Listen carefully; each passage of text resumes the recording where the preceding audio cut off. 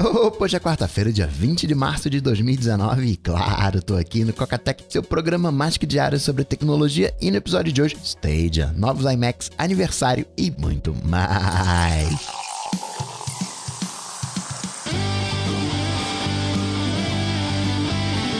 Dicas, produtividade, tecnologia, opinião, comportamento, tendência, notícias. Cocatec. Cocatec, a sua dose diária de tecnologia. Apresentação: Gustavo Faria. Ontem eu mandei um e-mail pros patrões falando, olha, se tiver alguma ideia, ó, manda aqui, tô pensando em fazer um fórum, fazer isso aqui. O fórum praticamente uma unanimidade, vou dar um jeito pra acontecer o mais rápido possível, várias ideias legais. Uma que eu mais gostei é um presente de aniversário pros patrões, porque presente de aniversário é uma coisa pessoal e é bem afim com essa ideia que eu tô querendo trazer pro patronato de proximidade. Então vou mandar um e-mail hoje, quarta-feira, perguntando, quero saber sua idade não, só o dia e mês de aniversário pra implantar presente de aniversário dos patrões. Notícias. Cocatec. Que golaço, como acertou o Google com a sua solução de streaming de jogos, o Stadia. Primeiro, começar falando de alguns aspectos técnicos. Vai fazer HDR 4K 60 frames por segundo. O limite teórico por hora é 8K 120 frames por segundo. Tem uma latência de 10 milissegundos. O teu Bluetooth tem uma latência maior do que essa. Então, teoricamente, rola qualquer tipo de jogo. O Google já testou com o Project Stream, fechou o teste agora em janeiro, que era do Assassin's Creed, rolou super de boa. Vai ter alguns ajustezinhos? Vai. Mas o Google acerta porque acaba com o esquema de console. Hoje, uma coisa que eu demorei muito pra entender é que os jogos, eles são sociais. Assisti os outros jogando, os eSports, demorei muito pra entender isso, mas os jogos, eles são sociais. E o Google tem toda uma infraestrutura, não de rede social, mas ele tem toda essa infraestrutura de social. Porque quando você tá com dificuldade pra passar de uma fase, você vai pra onde? Você vai pro Google. Você tem outras soluções de streaming dos vídeos dos jogos, mas o Google é a referência. Aí o Google acerta demais. Quando você tem um Xbox, por exemplo, Game Pass, você tem que baixar o jogo, tem aqueles 20 GB do jogo que você tem que baixar, que você tem que ficar esperando. Com essa solução do Google de streaming, é um link e você começa a jogar na hora. Você não tem que fazer download de nada, tá de fato na nuvem. O poder de fogo, a máquina onde isso é executado, supera o PlayStation 4, supera o Xbox, bate naquilo que eu tanto falo. Hoje em dia, banda em si não é mais uma questão de velocidade, já tá bom o suficiente. A diferença hoje é a latência, é 1 milissegundo. Precisa de fibra. Provavelmente o Google não vai conseguir fornecer o Stadia pro mundo inteiro em função da latência. Então tem sim algumas reservas, mas do ponto de vista teórico, se você tiver tudo azeitadinho, não tem por que dar ruim. Bate também naquela coisa de tudo tá sendo digitalizado, então óbvio que as caixinhas, os consoles vão ser digitalizados. E já tá acontecendo. A Microsoft tem a sua solução Stadia, o xCloud. Mandou muito bem. O Google tem uma infraestrutura de nuvem, data centers espalhados pelo mundo. Microsoft tem mais. Pode ser uma concorrência legal. Apple sofreria para fazer um streaming de jogos nesse porte, mas o Google consegue fazer bem. Como é um link, você pode linkar isso dentro de um vídeo do YouTube. Você fez um gameplay aqui. Você quer jogar também? Clica aqui. Tem um controle próprio. E eles acertaram muito no controle próprio. Por quê? Como falei, Bluetooth tem aí a mesma latência, os 10 milissegundos. Então o controle, ele não se conecta com o dispositivo. Hoje, o jogo vai rodar dentro do universo Google, dentro do universo Chrome, Chromecast, Google Chrome, o navegador, nos Pixels, nos smartphones. Vai ampliando, aos pouquinhos vai ampliando. Não tem uma data de lançamento ainda, vai acontecer em 2019. Estados Unidos, Reino Unido, Canadá, Europa. Vai crescendo, aos pouquinhos vai crescendo. E esse controle, ele não vai falar com o computador. No caso, você está jogando no seu PC, está jogando no seu Mac, dentro do Chrome. Esse controle, você não sincroniza com o Mac. Esse controle, ele tá no Wi-Fi. Ele tá falando direto na nuvem. Então corta mais uma etapa. Fica aquela vibe mais de jogo mobile, no sentido de você pega o joguinho do iOS, ele já tá pronto para jogar. O overhead, o tempo que você leva para começar a jogar é bem menor do que num console. Claro que são experiências diferentes, tem espaço para todo mundo, dá para todo mundo se divertir. É que nem cinema e Netflix, são coisas diferentes, experiências diferentes. O cinema, né, você se prepara, você toma banho, se arruma, sai, compra pipoca, assiste o filme, depois vai comer uma coisinha. Tem um ritual diferente da Netflix. Netflix, você fez ali o almoço, sentou na sala segurando o prato e come vendo Netflix. Claro que também rola as maratonas no final de semana, vira a noite vendo Netflix. São vários rituais. E você talvez possa fazer essa comparação. O Stadia é um Netflix e os consoles passam a ser cinemas. Andou muito, muito bem. Minha analogia Netflix cinema é boa porque você tem qualidade nos dois produtos. Não é aquela coisa no Stadia, vai ter joguinho a la Angry Birds. Não, é joguinho complexo, é Assassin's Creed. No controle, outra coisa que eu achei legal, é um controle que lembra muito o do PlayStation. Tem uns botões específicos de compartilhamento pra convidar alguém. Agora tem uma outra coisa que eu achei sensacional. O Google mandou muito bem nessa, que é o botão do assistente e você pode chamar o assistente e falar, peraí, como é que eu passo nessa fase? Como é que eu venço esse chefão? E vai achar um vídeo no YouTube mostrando um gameplay de como você resolve aquela situação. Sensacional. E eu meio que brinquei ontem falando, hoje a gente teve novos iPads, um hardware por dia. E acabou que a Apple trouxe novos iMacs. Estão falando que hoje, quarta-feira, pintam novos iPods. Aí na quinta fica por conta dos AirPods e na sexta o AirPower. Inclusive, seu Guilherme Ramos já achou referência do AirPower dentro do último beta na sexta leva. Então tá aí chegando. Esses iMacs não apresentam nada de novo, não é uma reformulação da linha mais ou menos como aconteceu com os iPads. Foi uma atualização padrão no que a gente já tinha de iMacs de 21 polegadas e 27 polegadas, 21,5 e 27. Mas meio que aproxima, você tinha uma diferença muito grande entre o iMac topo de linha e o iMac Pro. Agora essa distância tá mais curta. O iMac Pro dá um banho ainda no novo iMac top de linha. Você tem no 21 polegadas a 8ª geração de processadores, 4 ou 6 núcleos. Você tem na GPU a Radeon Pro Vega. Em 27 polegadas você tem a 9ª geração com 6 ou 8 núcleos. Ela continua em 21 polegadas 4K e no 27 5K. Ainda que tenha um modelo sem o 4K. Nos Estados Unidos começa com $1.300, a versão não 4K em $1.100 e você tem o de 27 polegadas 5K saindo por $1.800, tudo de entrada. Aqui no Brasil começa com R$11.700, ainda não está à venda, mas a gente já tem o preço. E o de 27 polegadas saindo por R$15.600 talquês. Você consegue colocar até 256 GB de RAM. O preço no Brasil dá até uma dor no coração, mais de 40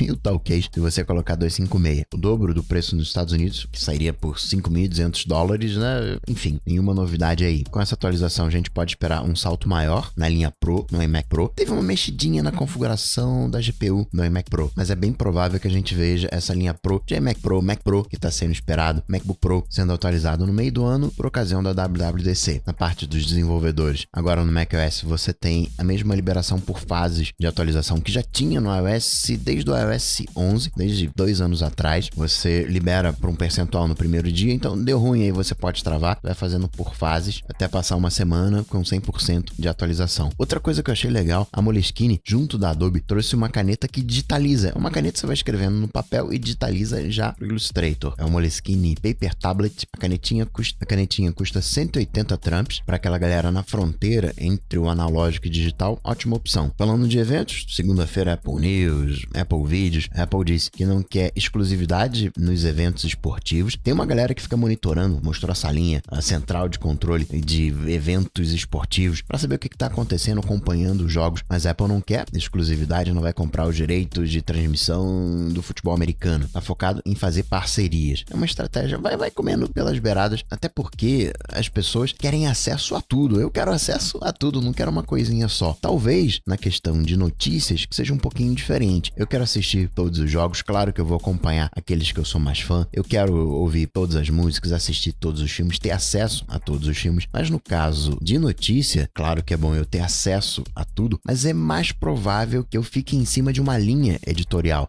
A notícia é mais pessoal. Inclusive, esse era o mote que a Apple estava usando pra galera de notícias.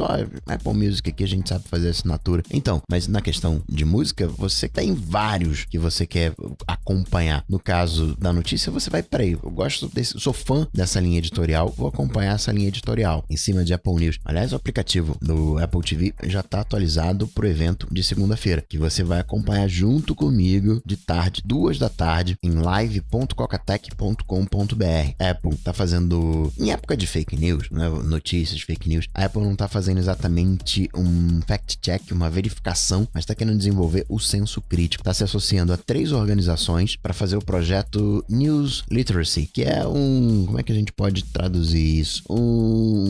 Educação para entender notícias, desenvolvimento de senso crítico, esse empoderamento que é fundamental para essa era digital que a gente está vivendo. Alô, Betina. Aliás, o Procon bateu lá na porta da Betina, da Empíricos, falando, ó, explica direitinho essa história, eu quero saber também como é que eu consigo transformar R$1.500 em 1 milhão. Isso em 3 anos. É como falei ontem, a gente tem que pegar o melhor das histórias. Antes da gente se declarar um juiz, né, ser o julgador da história, vale a pena a gente se colocar mais naquela posição de aprendizado. Ser um aluno da situação. O que você pode aprender com isso? Como é que está a sua educação financeira? Você já está investindo na bolsa? A Empíricos, por sua vez, disse que não recebeu nenhuma notificação ainda do Procon de São Paulo. Mas se disse assustado, porque, poxa vida, o vídeo aqui não tem nenhuma relação de consumo, né? É só um convite gratuito para que as pessoas saibam mais do assunto. Então, por que o Procon nessa história? O que mais de Apple que a gente pode falar? 3 leituras bacanas para você. Primeiro, o primeiro protótipo de iPhone, o The Verge, fez uma matéria. É uma placa,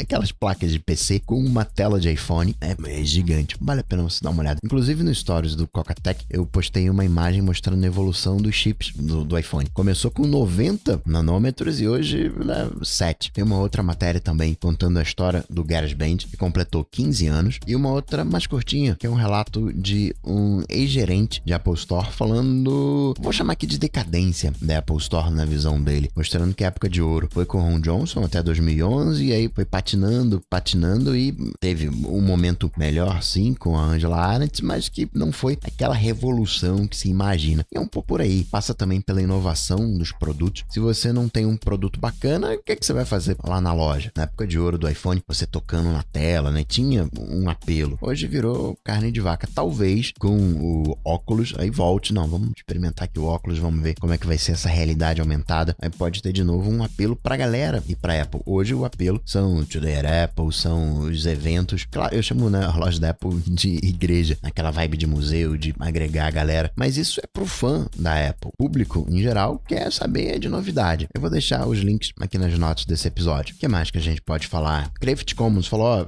pois é, né?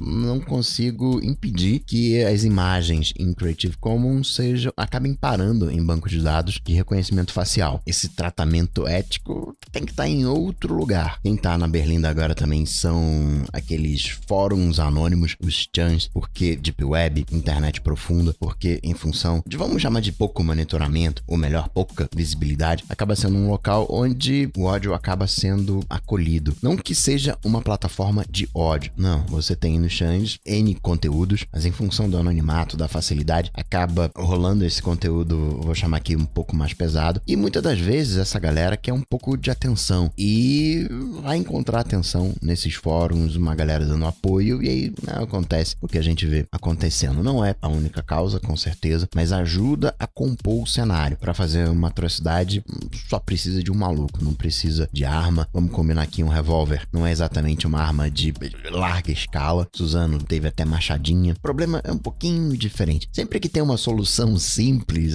provavelmente não vai resolver problemas. As coisas hoje são mais complexas. Na Califórnia, que no ano passado não conseguiu emplacar o direito de consertar, right to repair, onde as fabricantes, no caso a Apple, teria que fornecer documentação, peças, fornecer ferramentas, tudo aquilo para reparar. O produto caiu, estão querendo colocar de novo, fizeram um novo projeto para 2019, dessa vez reforçando bastante a questão de sustentabilidade. Então se prepara que a gente deve ter mais Apple falando sobre reciclagem dos produtos. De Huawei, ela tá ganhando participação de mercado em Europa, Oriente Médio, África. Samsung agora caiu 4%, está com 28% de participação de mercado. A Huawei subiu 74% a participação de mercado, está atingindo 21%. Está diminuindo a distância entre Huawei e Samsung. Só comprovando aquilo que venho falando, olha, chinesada tá chegando junto. De Google, 2 de abril, adeus Inbox, vai ser descontinuado no iOS, no Android e na web, a empreitada Inbox do Gmail. Samsung trouxe mais um aparelho, o A20, na Rússia, bateria 4.000 mAh, bem de entrada, e tá passando por homologação aqui no Brasil, tá na Anatel. De rede social, o Instagram agora tá com lojinha, sim, você pode fazer as compras tudo dentro do Instagram, rastreamento também é feito dentro do Instagram, tá crescendo. Tem muita moda, a galera, né, faz aquele produtinho, aquele look, vende por ali mesmo, mesmo super combina por hora. São 20 e poucos parceiros, Adidas, Burberry, Zara, virando uma lojinha. Facebook cedendo e cumprindo já as regras. Nos Estados Unidos, você não pode ter discriminação no anúncio de empregos, de crédito, de casa. Então, quando você estiver anunciando nesse setor, não vai ter mais opção de você mirar num determinado grupo de raça, idade ou gênero. Demorou, né?